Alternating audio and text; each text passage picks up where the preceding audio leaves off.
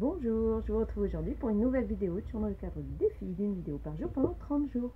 Alors aujourd'hui, j'ai envie de vous parler des encombrements. Sur internet, vous voyez que sur de nombreux blogs, on vous en parle. C'est vrai que je ne reviens pas forcément là-dessus. Mais par contre, je voulais vous parler de que faire des objets dont nous ne voulons plus.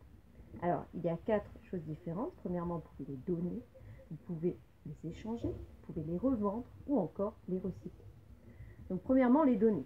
Alors, c'est vrai qu'en plus, donner des objets nous permet de nous sentir mieux parce qu'on se dit qu'au lieu de les jeter, bien sûr, ils vont servir à quelqu'un d'autre et on va leur donner une deuxième vie.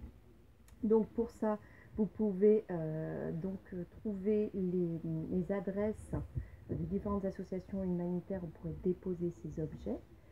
Vous pourrez aussi voir à la mairie de votre commune.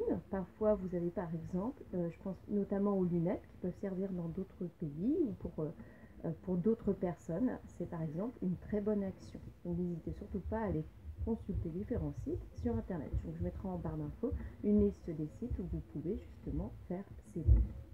Ensuite, vous pouvez aussi décider d'échanger ces objets sur un système de troc. Le troc est quelque chose de très intéressant, enrichissant, en plus et fait donc fonctionner l'économie circulaire.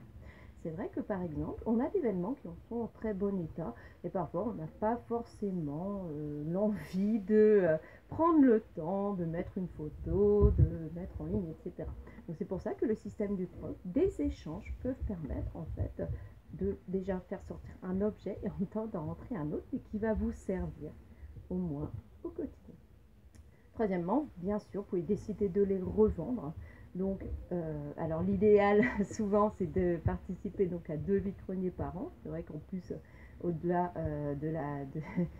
c'est très sympathique de faire des vides-greniers. Donc c'est pareil, sur le blog j'avais fait un article comment organiser un vide-grenier. Je vous invite à aller le consulter.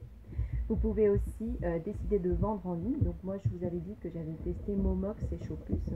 Donc ce sont des applications qui permettent de vendre très rapidement des objets. Il y a aussi bien sûr le Bon Coin.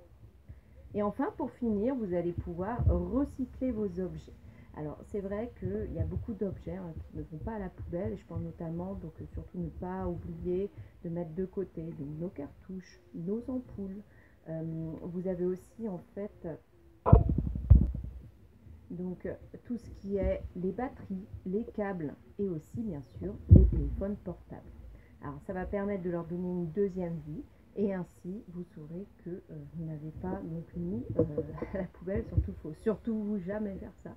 Mais donc cela vous permettra de voir ce qui est recyclable. Alors c'est pareil, je vous mets des liens pour éventuellement savoir ce que vous pouvez envoyer en déchetterie, ce que vous pouvez déposer en magasin, en mairie, etc.